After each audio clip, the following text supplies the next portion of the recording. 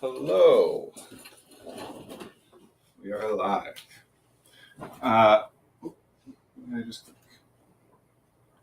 Hello and welcome to the This Is Not Therapy Hour. I am Brandon Tessers. I am a licensed therapist, but this is not therapy for very, very, very many reasons. What this is just an open conversation. It's a stream. I make myself available for an hour a week to be able to talk with you all, whoever is here, whoever shows up. Typically, I have Caitlin Miller with me, who is also a licensed therapist. She unfortunately is not able to join today, so it'll be just me, which brings me kind of back to the old days when I used to. There was a long period of time where I did this stream every week just by myself, which I'd much rather do it with Caitlin or really, just with people, but Caitlin in particular, I enjoy being able to do this with. But yeah, today's me. So this is an open conversation. I'm going to be talking about stuff. One of the pieces of advice I got from somebody early on in putting this together was to just start talking, because it can be very intimidating or even unpleasant to come into a stream where someone's just sitting there silently waiting for something. So I'll be talking, but I'm talking about things that I believe are of potential interest or use or help to you all, the people who are here viewing this stream, whether that's live right now, whether that's viewing it later when it is a video on demand. For those of you who are here, I appreciate and would love to see anything in the chat from you, because that makes it a lot easier for me to make my guesses and determinations about what things might be of interest to you all who are here. I'm trying to adjust my camera angle here so that I'm not off center. So regardless of what I might be talking about, please feel free to jump in the chat to talk about anything. And yes, that can be questions, but just like any conversation, it doesn't have to be directional in that way, right? The things that I'm saying, if you're paying attention, are impacting what you're thinking and what you're feeling and what you do next. And the same in reverse. The things that you say impact my thinking and my feelings and what I do next. So we'll go where we go. I work at a private therapy practice called Effective Artistry. It's located in Northbrook, Illinois. We have 8 therapists, I guess, including myself. We do individual, couples, and family therapy. We specialize in a neurodiversity affirming approach. We also work with a couple of executive functioning coaches that can work with people to support them in executive functioning struggles, and they can work with people anywhere, whereas our therapists are only able to work with people in the state of Illinois. Reach out if you have any interest in any of those things. I'm trying to remember if there's anything I'm missing. I think that's mostly it. Be aware that this is a public thing. So if you are writing in the chat, which is wonderful, just know that it's public and people will be able to see what you write. That's one of the many reasons that it isn't therapy. I saw somebody phrase this more succinctly than I have phrased it in the past recently, and I wish I could remember who it was, but I cannot. But they said effectively that confidentiality in the therapy process is not just an ethical or legal concern, although it is those things. It is the precondition for honest self-expression.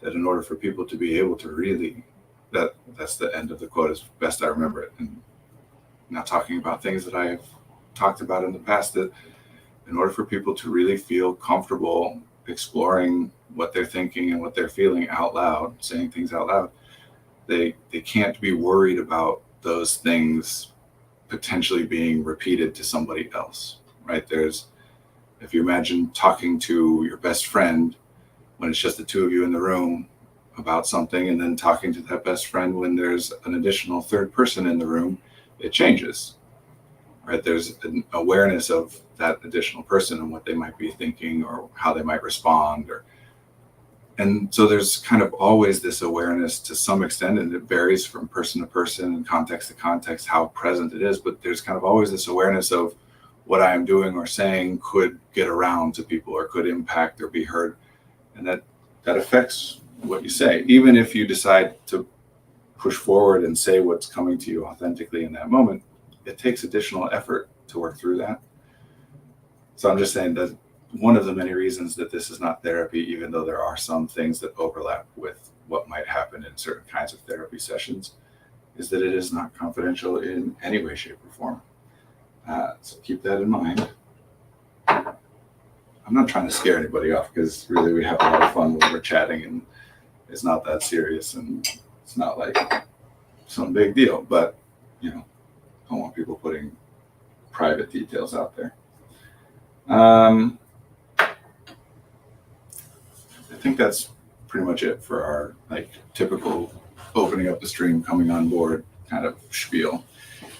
So it's good to be here with you all today. Really, I think I've done a full stream just by myself sometime, once or twice or whatever in the past 6 months or so, but not typically what I do these days. And maybe this is impressive, and maybe this is more of an eye-rolling thing. Certainly I get different reactions, but I have no problem with being able to talk for an hour without input from someone else. I much prefer it when someone else is talking with me, but I have plenty to say and plenty that I'm thinking about. If you are here and have anything you'd like to put into the comments, I guess I'm putting more of an invitation out there than I typically do, especially right here off the top, to put some thoughts or some questions or whatever in there and guide us. Otherwise, it's always kind of fun and interesting, honestly, for me to see where things go. Anyway, there are so many things I've been thinking of, and I've gotten out of the habit of having a thing that I've decided to talk about. You know what? Here's what the first thing that pops into my mind is like a thing to put out there. It's something I've discussed before, but I don't always come around back to it. Something I call the accomplishment equation. In my head, I have a book title for a book that I'll theoretically write someday, of the accomplishment equation, the secret math behind success and failure. And what I'm trying to do with this is take a look at what happens, not what should happen or what people would like to happen, but what actually happens. It's an attempt to describe what we can observe. And it's relatively simple, or at least it starts relatively simple, and then there's, of course, all kinds of complexity and nuance we can get into breaking things down. But the simple part is this: everything that every person does, everything that every person could do or considers doing, has a cost to that person and a value to that person. The cost being of the resources, the limited resources that they have, what of those resources will need to be used in order to accomplish that thing. And the value being, in a scenario in which the thing is accomplished and a scenario in which it is not, or accomplished in this particular way versus some other way, what is the difference between those two scenarios in terms of how it impacts the person? Simply, value is what do you get out of it? Cost is what do you have to put into it, right? And it's just like anything else, that there are many things that are worth the cost, and there are many things that aren't, and which things are and aren't switched by the person. But here's the beginning of it: is if a person deems, if in an individual's perception, if the value is less than the cost, they don't do the thing. If in a person's perception the value is equal to or greater than the cost, they do the thing, with an exception, and that exception being that if they are unable to pay the cost. Meaning that when someone isn't doing something that they have considered doing, there's been suggested or requested or asked of them, or they've just come up with this idea on their own of something that might be beneficial or that they could do. When someone is doing it, it always means that they think that the value is worth the cost. It also always means that they are able to afford to pay that cost. When someone is not doing it, there's three different possibilities. Either it is that they don't believe the value is worth the cost, or that they do believe the value is worth the cost, but they can't afford to pay it, or both of those things are true at the same time. This is big to me.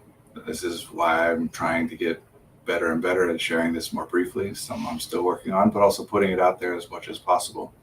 Because there is a belief in our culture, a thought that just kind of gets spread culturally, mimetically, through language, through everything, that people do the things that they want to do and don't do the things that they don't want to do.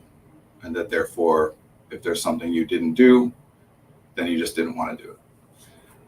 And that particular belief causes a bunch of problems for people, because every single person has the experience of wanting to do something, thinking that it would be important and beneficial or enjoyable or all of the above to do something, and then not doing it anyway. And when you believe that the only reason that a person doesn't do something is because they don't care enough about it, that causes problems, because then people are trying to figure out. I've literally had people tell me things like they just don't care enough about doing X when they're having emotional breakdowns over their failure to do X. They didn't do it, and now they're in a very bad emotional state and saying that they must just not care enough, which is, to me, absurd. If you don't care about something, then you don't end up feeling terribly about your inability or lack of having done it.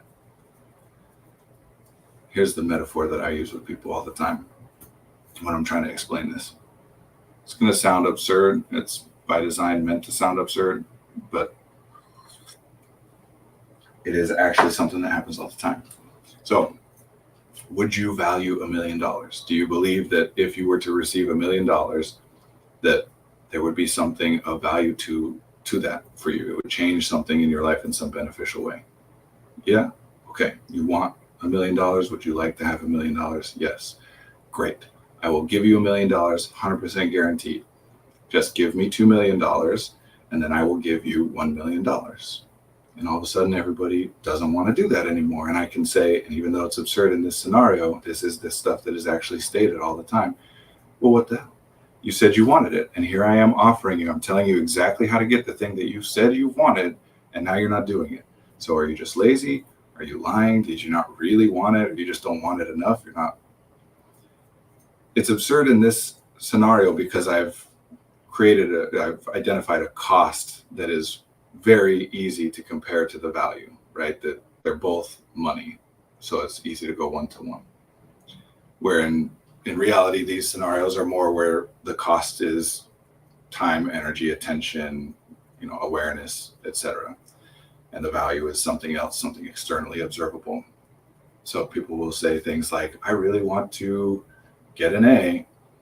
And then we say, great, here's how you get an A. Study this, do that homework, pass this test, blah, blah, blah.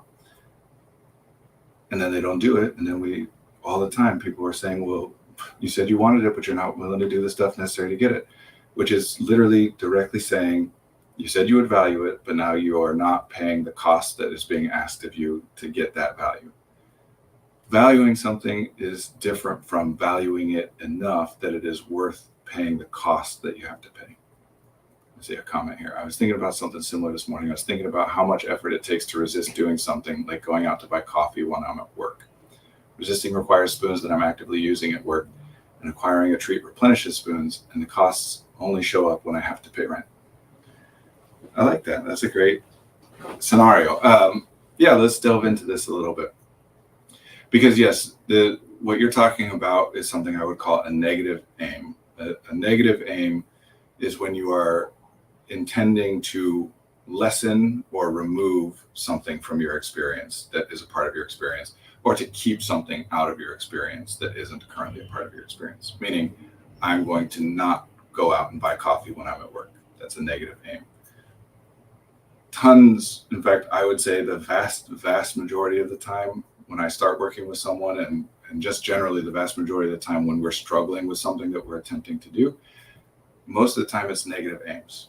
There's a reason for that, because as with everything, if something is enjoyable and something else is painful, and both of those things are happening at the same time, the pain gets your attention. We're designed that way. It's meant to be that way. There are reasons that it is that way.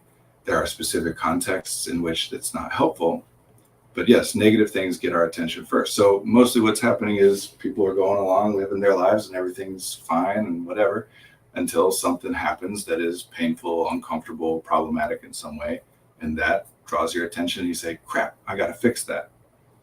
Right? That by definition, by default, anytime you experience something that is painful, part of your experience is, I don't want this to happen again. I don't want this to continue to happen. I want it to end as quickly as possible and never happen again, right?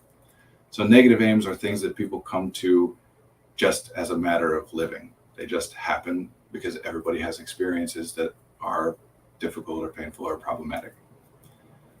The problem with negative aims is that, yeah, you're never done. They take a lot of spoons because, okay, in this particular example, you have an impulse to go get some coffee at 9:30 and you say, nope, I'm not going to do it. And you push past it and you don't do that thing. Well, then you have that same impulse again 5 minutes later and you push past it. And then 20 minutes later and you push past it.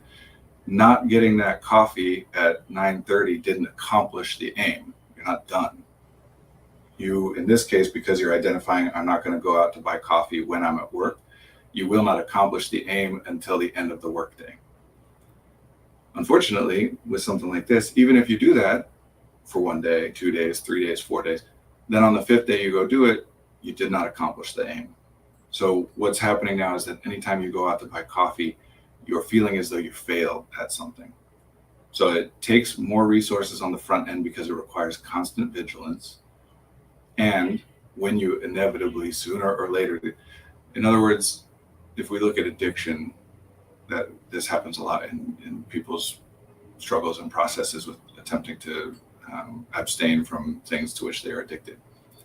Is that if an addict is clean for 2 weeks and then relapses, they're upset, right?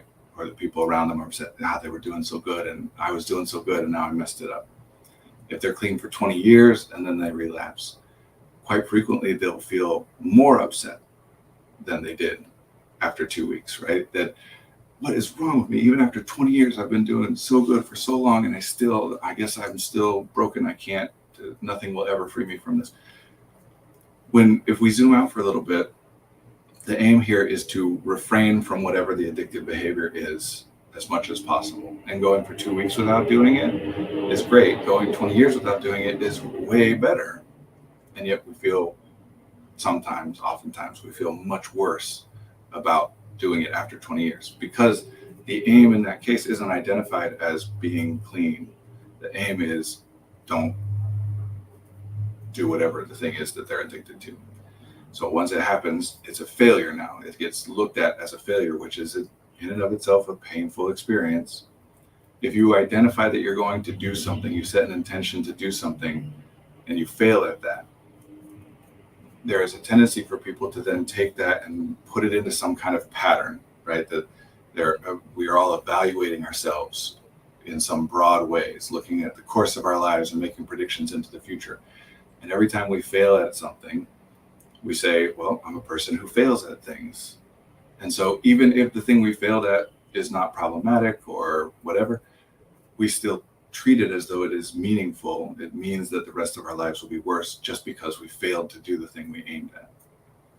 Trying to replace expensive treats with less expensive treats, but it's hard to have an equivalent and have it still feel like a treat. Like my brain knows it wants the expensive coffee, a cheaper treat isn't as fulfilling. Yeah, that's good. It's going to be better than if you didn't replace the coffee with anything, if you were just abstaining.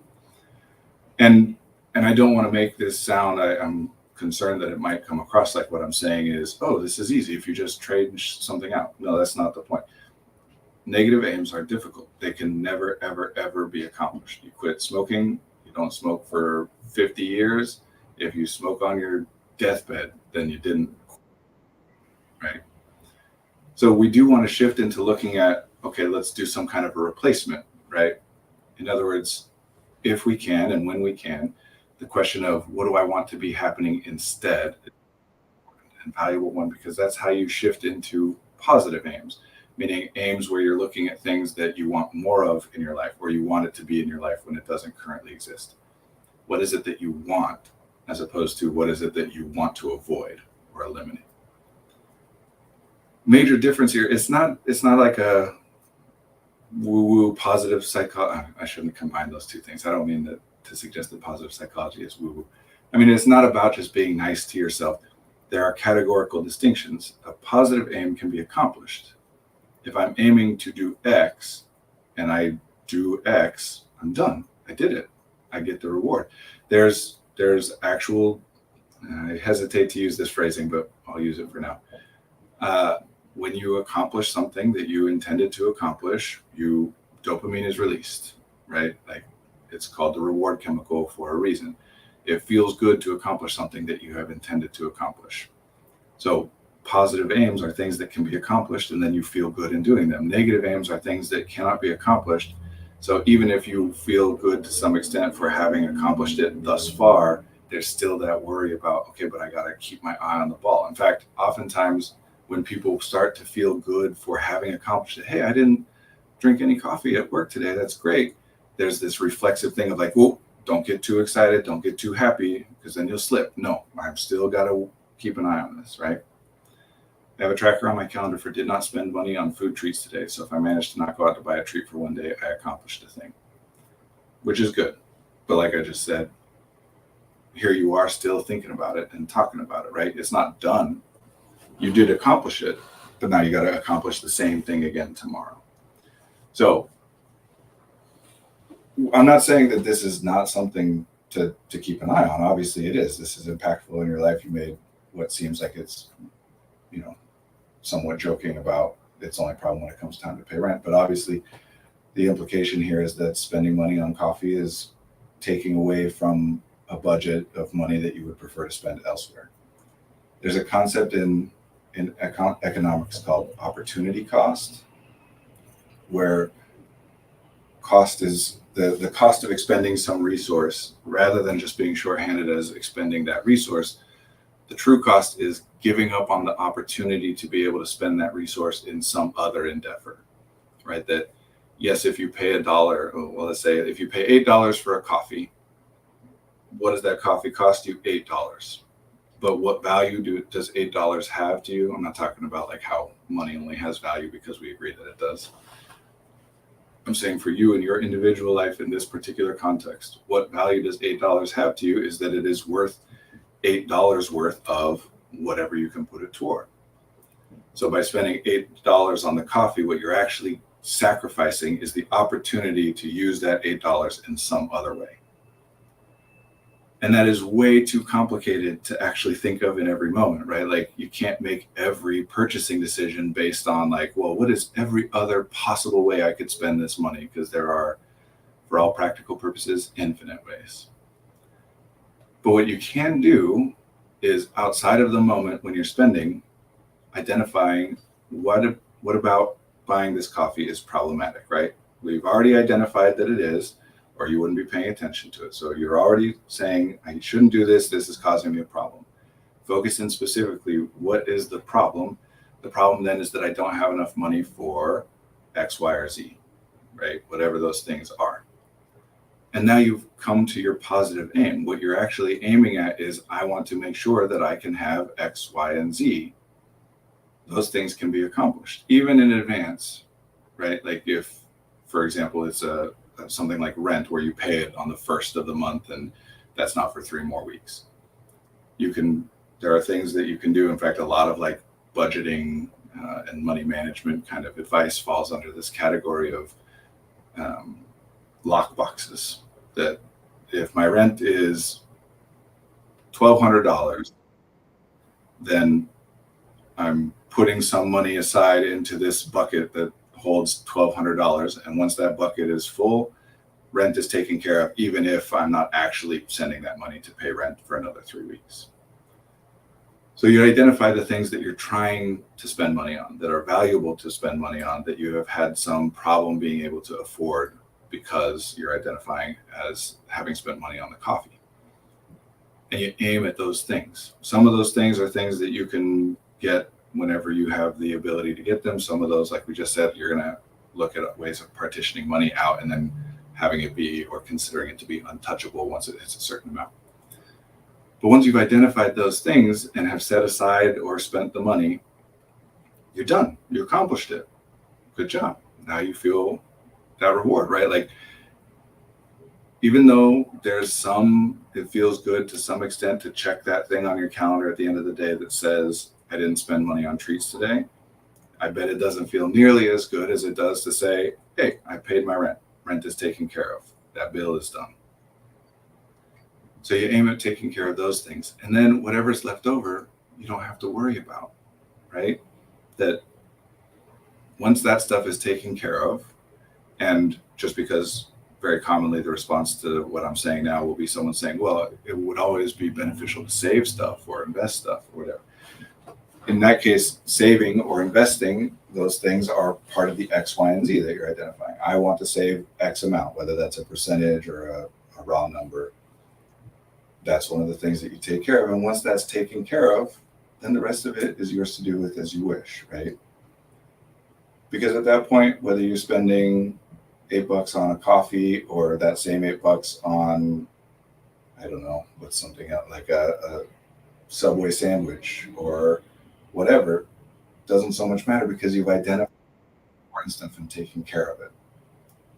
This is especially important, I think, for parents. This is something I try to teach parents a lot. That first way, that negative aim focused way, it's an exclusive approach. We're identifying the things that we want to exclude and keep out. And that requires constant vigilance. It will inevitably, there will be a time where you are tired or you miss something or whatever, and that stuff sneaks in, and then it's a failure. And no matter how long it's been successful at keeping it out, it causes all kinds of problems. What we want to switch to is an inclusive approach. Identify which things are important, make sure that those things are prioritized and done, and then whatever else happens is fine. It doesn't matter. There's a lot of reasons to shift to that way of thinking, and I'd be happy to go into them all in more detail. People want to know things.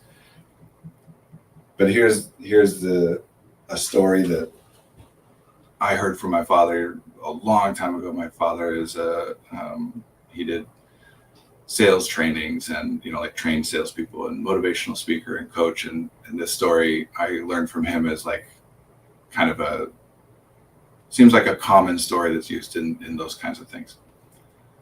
So there's a professor who is teaching his class about things like time management. And one day as a visual lesson, he brings a big plastic bucket, like one of those things that like the giant cheese balls, whatever, come in a see-through big jar. And he takes out a bunch of rocks and sets them in one at a time until there's 6 or so of them in there kind of wedged in up to the top of the jar. And he says to the class, is this full? And they say, yep, that's full. And then he takes out a bunch of pebbles and starts dropping pebbles in, and they kind of bounce and fill in and find the crevices to fill in between the big rocks. And he says, is it full now? And they say, catching on, they're quick. They say, nope. Yeah, the fill the jar story. Nope, there's more room. He pulls out some sand and starts pouring the sand in until it nestles in and fills all the cracks and crevices and says, now is it full? And even though they're being careful, they now say, yeah, you can't, the sand took up all the space. There's not more room.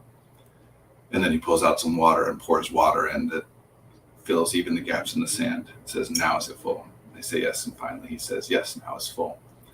And he says, what's the lesson I'm teaching?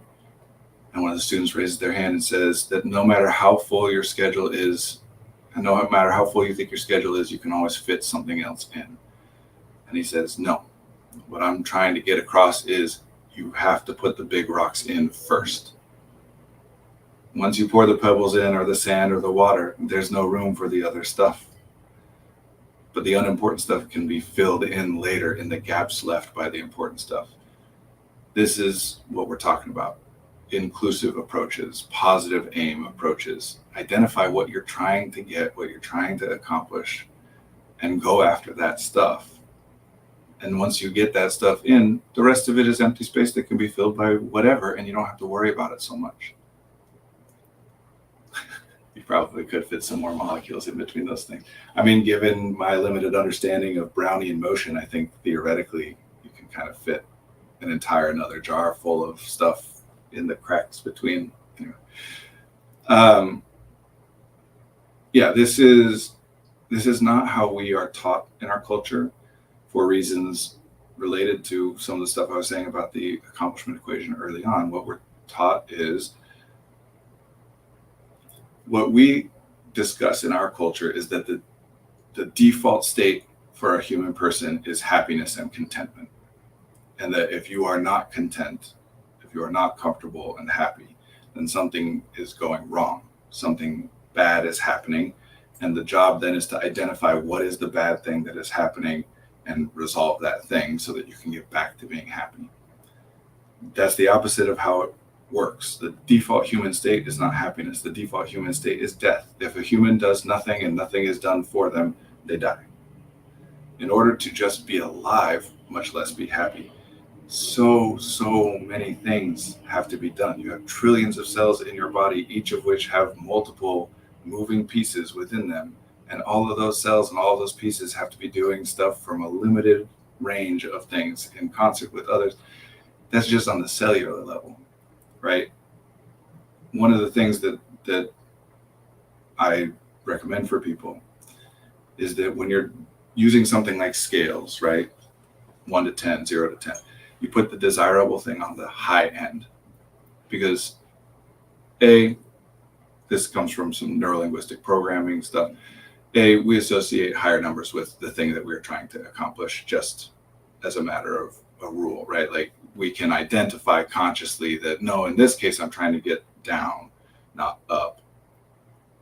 The effort it takes to sustain life astounds me every day. Yeah, we don't think about it. And just as like a brief little tangent here, when we talk about things like biases, cognitive biases and heuristics and whatnot, what it all really boils down to is you can't be aware of everything, and you have to make decisions based on the idea that the information you have is the information that is necessary, and the information that you don't have is not necessary in order to make the decision. Otherwise, you could literally do nothing, right? Like you could not identify any particular thing where you could say, yes, I have now acquired every single bit of potentially relevant information. So this is one of those things where we take what's happening consistently for granted as though it's automatic, because you and every person you have ever interacted with, the one thing we can say for sure about those people is that at the time you interacted with them, they had survived everything that had come their way, right? So there is this default belief that whatever's coming at us, we can overcome it, because that has always been true until eventually it isn't. But those people then aren't spreading that information around. Just because you're not aware of what's happening, nothing is happening. And yeah, it takes a lot.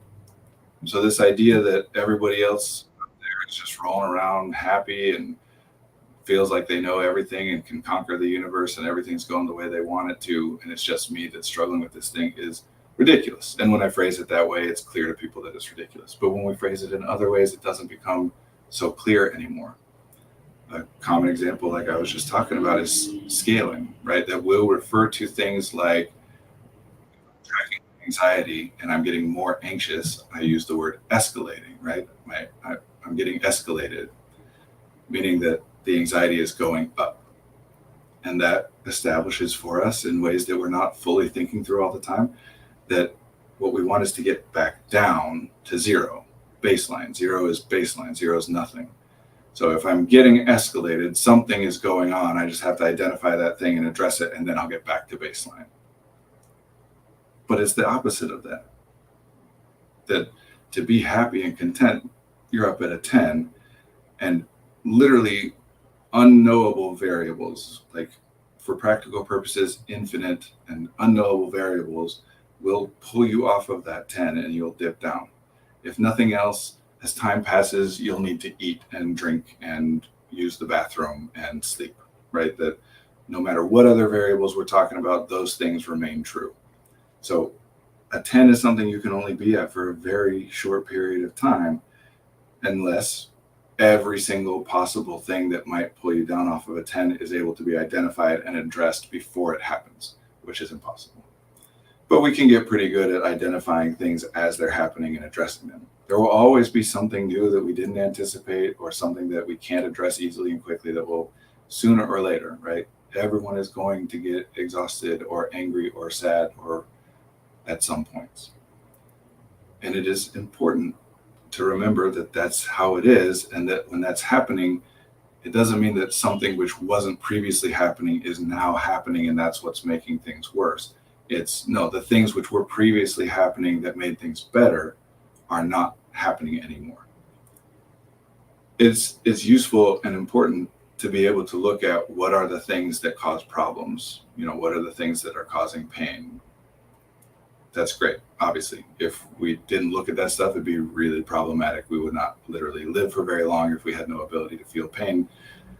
There's a reason that we have that mechanism built into us. That's a thing that the human body and nervous system and brain creates, right? Pain is not a thing which exists external to us. Something happens, and in response to that, our bodies generate electrical signals that are interpreted as pain. That takes effort. Literally, if nothing else, it takes electrical energy that doesn't come from nowhere, right? Feeling pain takes resources.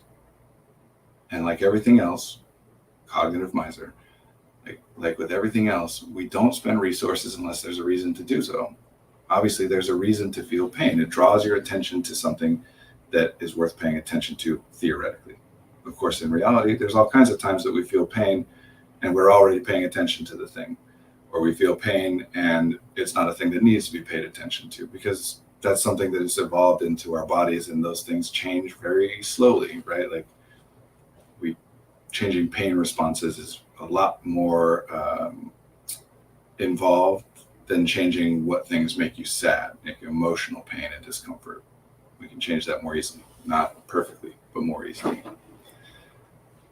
So yeah, it's the same thing. When I'm stressed, when I'm anxious, when it's serving some function. It is a mechanism that I have in my body, a thing that can happen and that is used theoretically to draw my attention to something which might be problematic.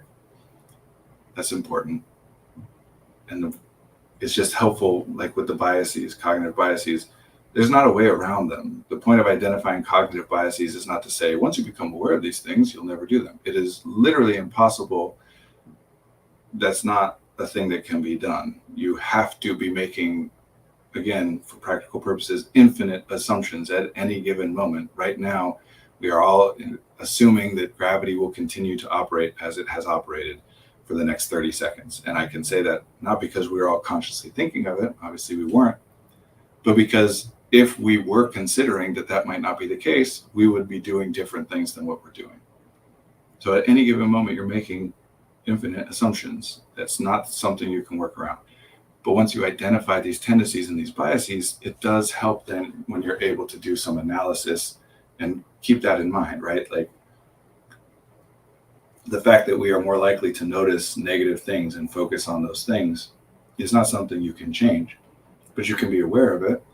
And so when you're saying things like, wow, everything today was awful, you remind yourself, no, everything I noticed today, or everything I remember noticing today was awful. But that's not everything. Sometimes that doesn't matter, but sometimes it's an important distinction. And this is one of those things. Getting that coffee serves a purpose for you. This is really at the root of like my rejection of the deficit model. Many people talk about rejecting the deficit model while continuing to utilize the deficit model. It's not just about stigma and, blame and excluding people. Those are knock-on effects of approaching things in that way. The deficit model at its root is about explaining human variation using the concept of a deficit. Meaning, if we look at someone as doing X, and we, outside observers, and maybe even that person themselves, would identify that X is not a good thing to do. It's a harmful thing to do. It causes them problems. It would be better to do something else instead. The natural question that person and everyone else is, well, then why are they doing it? The deficit model, what it allows for is to say, because of a deficit. That does not have to be explained, although we do often then do more to kind of come up with what we think the deficit is. But why would a person do X? Because of something bad, something lacking, something deficient, that it's the best they could do. Is it a good thing to do? No, it's not, but it's the best they could do because they're structured in some way that makes it so that they just are literally incapable of doing something different than that. Obviously, there's value to that, especially in the medical field. There's a lot of value to that way of looking at things. But when we're talking about the kind of stuff we're talking about, it causes problems because we then explain our own behaviors as the result of a deficit. Why am I doing this? Why am I getting coffee? Because I have a hard time controlling my impulses, because I am procrastinating doing my work, because I am low on spoons, because et cetera, right? The problem with using that model isn't that it's an inaccurate thing to say. We can say those things. Laziness is the prime example here, where we can say, well, this person said they wanted to do X and then they didn't do it. Why? Well, because they're lazy. And that is an accurate statement because of that's what the word lazy means. That's what the concept is. It's a thing that explains why a person didn't do a thing that they intended to do. Period. Had that person done that thing, we could not call them lazy. We'd have to call them motivated, even if all other variables change. So it's accurate, but it's unhelpful. Because if we want to change what's happening, what do? I intended to do this thing. I didn't do it. Why? Because I'm lazy. So how do I change it? Stop being lazy. Change being lazy in some way, shape, or form. How do I do that? It's recursive. The only way to no longer be somebody who can be considered lazy is to not ever fail to accomplish the things that you intend to accomplish. And the whole question is, well, how do I make it so that I accomplish that thing? Getting the coffee, you're doing it for a reason. Does it have a cost associated with it that you don't want to be paying for opportunity cost reasons? Absolutely. But you're doing it for a reason. So yes, you've explored, can I get myself a less expensive treat, right? That's based on the theory that what this thing is doing for me is that it is providing a treat, whatever that means to you. And so if I want to stop doing that thing, I can just replace this with some other treat that doesn't cause the same problem in terms of opportunity cost, meaning it's cheaper, and that will solve the problem. And that's a great theory, and it's a wonderful thing to test. And you tested it, and it didn't work, which means that to whatever extent the coffee is providing the function to you of it is a treat, again, whatever that means to you, that's present, that's part of it, but it's not the whole thing. Because otherwise, these other things, which you've also identified as treats, would be an effective replacement. I think a nice way or a useful way to think about this is with language changes. That when you become aware, for whatever reason, that a word that you use in kind of your everyday vernacular, like a word that just is a normal part of your speech to you, you become aware for some reason that is a problematic word or an offensive word, or for whatever reason you identify that you no longer want to use that word. If you approach it through, I can't say this word, A, that's very difficult. It's a negative aim, right? You have to be constantly vigilant about it. B, you will end up in situations where you would have used the word and now you just don't know how to express whatever it is that you're trying to express. So oftentimes when people approach it through that deficit model lens, they end up being very resentful of anyone suggesting to them that they should try to change their language, right? And then I put effort into fighting back and saying, no, it's not offensive. No, it's ridiculous. How dare you ask me to change these things? If instead what we do is say, okay, well, if I've identified that piece of language is problematic in some way, how do I replace it? What word do I use instead? It will still take effort. There's not an effortless way to make change. That's all changes all the time require effort. Doing things the lowest cost way, the lowest effort way, is doing things the way they've always been done. Energy takes the path of least resistance. So the neural pathways that are most myelinated, that are most reinforced, have been used the most. Those are the ones that get used unless some resources are spent on diverting it and doing something new and different. So yes, it will still take effort to make the change, but that effort is in catching when you do it and replacing it, which also means that when you do it, rather than feeling, oh, dang it, I failed, I'm terrible, you say, oh, I caught it. now let me do the new thing, and you use the new thing, and then you feel good, right? But when you do that replacement, so a particular word for me that several years ago when people identified to me, it became clear in hearing from other people that crazy is a word that reinforces unhelpful stereotypes and adds to the stigmatization of what people generally would refer to as mental illness, etc. So I hear that, and I hear what people are saying, and I want to get rid of it. I want to stop using that term. I have to replace it. And that term, that word crazy at that time, for me and for anyone who still uses it in our culture, it's used in many, many different ways. And so there isn't a replacement to come up with that replaces it in all instances. Like if I'm going to say something which I would in the past have phrased, for example, as, oh man, that party was crazy. Like talking about how boisterous or unusual it was, or I'm emphasizing how far outside of the norm it was in a way that I appreciate. Then I can say instead, man, that party was wild. It's a great replacement. But there's another time where I might say like, that person is crazy, right? Like they got crazy ideas, not meaning in the legitimate sense of like, I think that they are suffering from hallucinations, delusions, but just like, someone that you disagree with or think that they're doing something ridiculous. I can't replace that with wild. I can't say, oh, that person's wild. It doesn't convey the same meaning. So then I've got to say, and the word that I use for that one is ridiculous. That idea is ridiculous. That person is ridiculous. I don't tend to say that stuff as much these days anyway. Point is, if there is something that you are doing consistently, it is likely doing many things for you, and it's difficult to identify all of those things. But to replace that thing, you need to replace it, all of the things that you need to come up with a replacement for each function. So to some extent, getting the coffee is a reward to you, and getting another treat, another reward that you value equally but doesn't cost as much money, will replace it in that way. But the coffee does other things for you. The caffeine, likely, for example, especially when you're low on spoons, is part of what helps you to be able to engage with your work in the way you're aiming to engage with your work. So another treat that serves the same point of being a reward. Oh, yeah, no worries.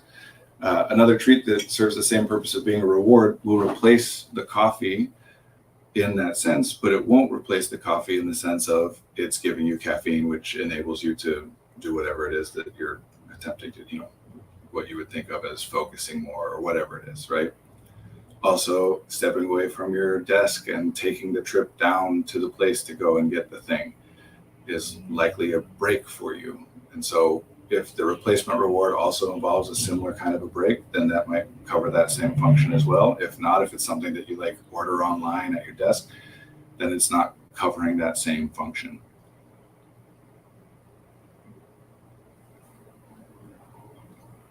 So you need to identify all the various things, when you're looking. And again, you can't do that in advance. You just do your best. And even if you come up with one thing, oh, it's a treat, then you replace it in the function of being a treat. And then when that doesn't work, rather than saying, oh, I guess this treat, doesn't work for me, or I just am incapable, or, whatever deficit model explanation, you say, okay, this is replacing it as a treat, but there must be something else that it's offering that I haven't replaced. And then you look for the next thing, and that will work theoretically. You'll find something that works. And then when you do it again, you say, okay, the two things that I have replaced it wasn't enough. There's something else it's doing. A classic case when we're talking about people trying to quit smoking, yes, there's the nicotine. And that's especially earlier on in the days when everyone was focused on trying to quit. That was the part that everyone focused on the most: nicotine gum and patches and et cetera, et cetera. But there's other functions that smoking serves. There's the oral and tactile fixation piece of being able to touch something and put it in your mouth. There's the taking a break to go outside and smoke. There's the socialization aspect when you go and take a smoke break with people, etc. So you have to work on every time something new comes up. It's not that you failed, right? Like, oh, I still did it anyway, even though I've come up with all these replacement things. That's not a failure. That's deficit model. That's you discovering, oh, there's some other thing to this beyond what I've already identified. Now I got to try and identify this new thing and keep going. When I was referencing people relapsing and how they feel about it earlier, like, there are two ways to go about it. Either you view the relapse as a failure, in which case you feel terrible, and the longer it's been since you last relapsed, the worse you feel, or you look at the relapse as whatever. That's what happens. That's part of the process. My focus is on how much I'm doing to stay sober, how often I am sober or doing these other things. When that happens, it's not what I wanted it to be, but I also don't need to feel terrible about it. Because something I've been talking about or towards, without using this exact phrase, negative aims require effort constantly. Effort for me, by the way, when you start to talk about energy, it's difficult for a human to quantify, impossible for a human to quantify what we each individually mean by energy. But we all know that there are things that we do that after we do them, we feel more energized in one way and less energized in another. A super common and classic example of this is working out, where people will say, I work out and it gives me so much energy. And it does. Obviously, people's self-report is valid and to be trusted of their own experience. And it definitely takes physical energy. I mean, that's the entire point of working out, is that it decreases your physical energy. So we all have experiences where it's clear that energy, whatever we're talking about, is more than one thing. I find it useful to use the word effort to describe specifically the resource that it takes to override the body's impulse. That our body at all times is doing stuff. It responds to stimuli. And I don't just mean like jumping when there's a loud sound, although that's part of it. And I don't just mean breathing and heart beating, although that's part of it too. I mean, at all times, like muscles are engaged in my body right now to keep me in a sitting position, that if those muscles were not engaged or different muscles were engaged, I would be moving differently, right? We have an ability, we do, to override what the body would do as a default response to incoming stimuli. But that ability is very limited, very finite. And so effort, when I use that word, what I mean is that resource that allows you to override the default impulse. And that can mean that you're getting yourself to do something that your impulse would be not to do. Either you have an impulse to do something else, or to, not either. You have an impulse to do something else, because remaining seated or continuing what you are currently doing is doing something. So you have an impulse to do something else and you override it to do a thing. Or you have an impulse to do a thing and you override it to not do that thing, which again still does mean just overriding it to do something else. But it's more useful in this context to say it as, you can either override an impulse to do a thing and therefore not do it, or override an impulse not to do a thing in order to get yourself to do it. And both of those things take the same resource. So if all day long I am overriding an impulse to get coffee or to snack or whatever, then I'm also going to have a harder time getting myself to do stuff that I am trying to get myself to do, because I'm spending a lot of that effort on just refraining from stuff. Notice, no matter what thing you're talking about, that when people are doing this, they've identified something that they do that they're trying to stop doing, that inevitably, when those people struggle the most to refrain from doing that thing, is later in the day. The longer the day goes on, by the time night rolls around, and all of a sudden I'm snacking again. I have every intention to go to bed early, but night rolls around and now I'm on my phone or watching TV or whatever.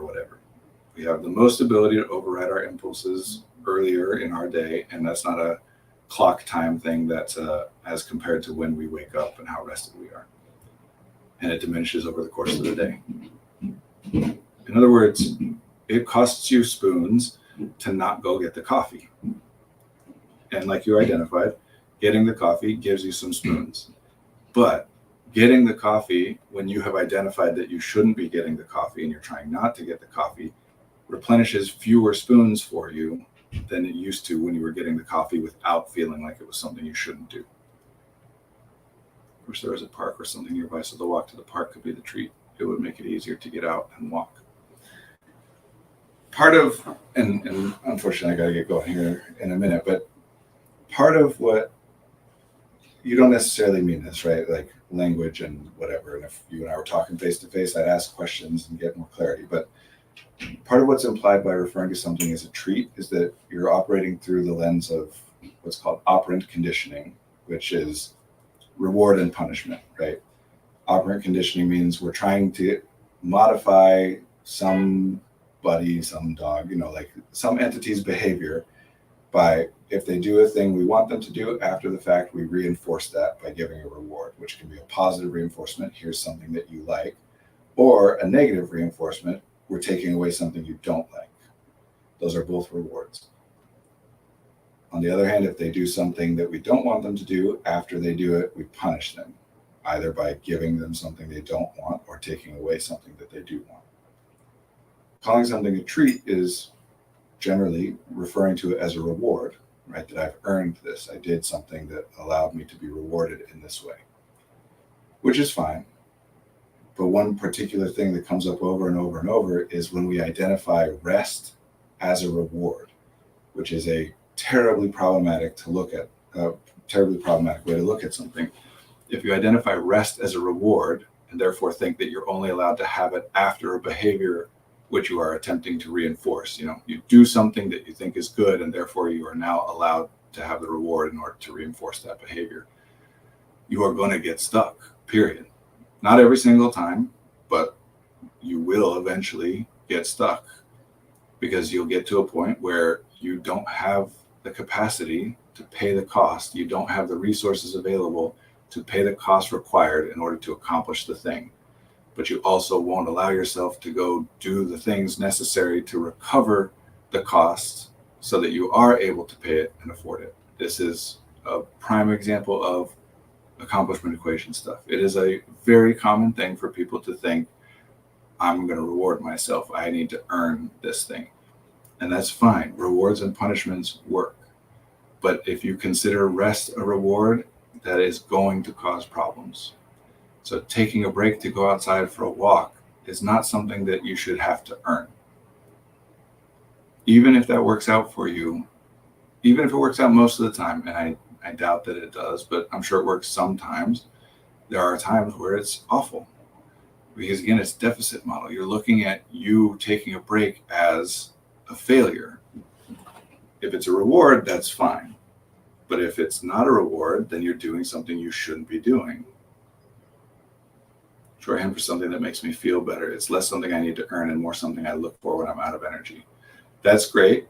And I would still recommend that you consider taking a look at changing some of the language you're using here, because while everyone's connotations and meanings are different for every word, treat is likely something that, whether you're thinking of it consciously, like identifying the choice of the word treat this way or not, is likely still impacting the way that you view yourself for having it or not having it based on what came before. That it's not just I'm low on energy, therefore I do this thing. It's I'm low on energy and doing this thing would give me some, but I shouldn't do it unless I have done something productive to reward myself for in advance. And the way you're talking about right now, something that makes you feel better, something that gives you energy, yeah, that's the useful way. Again, I think it's helpful to remember that energy is more than one thing. So a lot of the time, honestly, I think probably all the time, what we're doing is kind of changing, like trading one type of energy for another. Like the example of working out earlier, we're trading physical energy for some kind of cognitive or emotional or whatever other kind of energy. But yeah, when that spoon theory is amazing for identifying to people that there is a resource that fluctuates, right? And that there are things that when you need to go do that thing, it requires some amount of that resource. And if you don't have enough, there's nothing you can do about it. It doesn't mean you don't want it. Like spoon theory is by far the most popular thing that I know of that is starting to address some of what we're looking at with accomplishment equation, that you can be possible that you believe that a thing is valuable to do. So to finish off my metaphor from earlier, you want $1 million? Yes, okay, give me $2 million, you can have $1 million. And then you say no. and pointing out how ridiculous it is that we often respond to that by being, well, what, you just said you wanted this thing. Now I'm telling you how to do it, and now you don't want it all of a sudden. Yeah, because the cost isn't worth the value. Even though the thing is valuable to me, the cost is too high and it's not worth doing. But then if I flip it and say, okay, fine, I get it. You give me $2 million and I will give you $3 million. Now you're getting a net increase of $1 million, which is what you said you wanted. And now you do think the value is worth the cost. But if you don't have $2 million, you still can't do it. And so if I respond to that by saying, oh, come on now, like now you're just complaining and being entitled. Like, this is legit. I addressed your concern. This is an actual increase of $1 million and you're still not doing it. So I don't think you really want it. What's wrong with you? Whatever. Right? If I respond to that by saying, okay, fine, I'll give you 4 million. Give me 2 million, I'll give you 4. You still can't do it. If I raise it to 5, 10, 20, you still can't do it. And not only that, you feel worse. You already wish you could do the 2 million to 3 million thing. You did want that $1 million. If you could afford it, you would do it. Me making it a higher value thing, that I'm taking the value up and up and up without taking the cost down. It is higher value thing for you to do. You still can't do it. You just feel worse and worse and worse about not being able to do it. This is part of the like trying to reward ourselves things, etc. Is there are plenty of things that you want to do that you just cannot afford to do. Capability is not static and it's not binary. It is not, I can do this thing because I've done it in one context. That means I could do it in any other context. No, it's not binary. It's not static. It's about cost. What will it cost me to do this thing? Things I've done before that had a cost in that context, it has a different cost now. Sometimes the cost is less, sometimes it's more. Sometimes even though it's less, I have fewer resources available and therefore can't do it, even though I could have done it before when it cost more because I have more resources available. I have to really hold back from using spell slots. That makes so much more sense than spoons. I love using spell slots, and I'm assuming and I'm pretty confident that that's something that came from some discussion here on the stream prior. Although, again, the limitations of spoon theory are that it identifies that some people are spoonies and some people are not, right? That some of us have limited spoons. In particular, spoon theory came out of disability movement, right? Like looking at people dealing with chronic pain and chronic fatigue issues. So that's part of reinforcing that idea earlier of like, oh, everyone else is happy all the time. It's just something about me that makes it so it's so difficult for me to be happy and rested and whatever. No, everybody has to pay costs for everything. That cost varies. And for a person with certain kinds of disabilities, for example, some of those disabilities are things that make the cost of doing something a lot higher than it would be for a person who doesn't have that disability. Some disabilities are things which take, especially in like the chronic fatigue and chronic pain categories, are things which take resources to address and therefore make it so that you have fewer resources available to spend on other things. It doesn't make it so that doing that task is in and of itself more difficult for a person with one of those conditions than with someone who doesn't have one of those conditions. It's that doing the task is more difficult because that person is having to spend their resources on so many other things that someone who doesn't have one of those conditions isn't spending on. Anyway, so there are obviously and definitely variations, but everyone has a cost. And the other thing is that it doesn't focus so much on how to regain spoons. So the default assumption, and this happens with a lot of this kind of resource management stuff, is that it is a daily thing, that you wake up with a certain number of spoons and everything that you do takes some spoons from you. And the only way to get some back is to finish the day, go to bed, and you'll have some more tomorrow. But that's not true. Sleep obviously is probably the most important thing in terms of restoring resources to people, in a global kind of broad way. I mean, diet, you could argue, is even more important, but for practical purposes. And I don't mean a specific kind of diet or eating healthy food. I just mean literally taking nutrients and calories into your body. And so spell slots has that same, from the D&D kind of approach, generally spell slots are things that regenerate after a long rest, right? You get it the next day. But in real life, there are things you can do. As a general rule of thumb, if something is enjoyable to you, it is giving you energy. Different kinds of things give you different kinds of energy and at different rates. And even enjoyable things that give you energy still they have a cost in and of themselves. We've all had times where we were too tired to go to bed, right? Like, we want to sleep. We know that sleeping would benefit us, but even the resources required to like get through the process of going to sleep is difficult. But yeah, use spell slots. You don't need to hold back from that. It's very similar to spoons, right? It's just spoons, spell slots, energy, all these things. They describe something which is theoretically quantifiable, but we don't actually have an ability to like observably, empirically quantify it. And so we often don't actually go through the process of trying to do that. So in other words, yeah, unless you're a warlock, then you get your spell slots back on a short rest. But yeah, you have much fewer spell slots. Warlocks, more fun class to play, I think, than some of the others. But yeah, if you're going to use like a video game or a gaming reference, it's kind of more like, think about like a 4X kind of a game, you know, like Civilization or Settlers of Catan in board game form, where it's about, yes, there are many different types of resources that you are acquiring in different ways and utilizing for different things, although many things require resources of different kinds and different amounts, and that you can get more wood by trading stone for it, right? But only if you have this thing that you can be able to do, and that if you do it this way, it's less efficient than if you do it this way. You know, this way you can get 1 wood for 1 stone. This way you can only get 1 wood for 3 stone. More like that you're managing many different pools of resources, and you're trying to decide how to spend all of them. But part of what needs to go into the calculations is, how do I spend one in order to get another? Anyway, we'll wrap up here, but I appreciate this conversation. And yeah, as an experiment, just try to remember anything any person does makes sense and is the best thing that they could do in that context.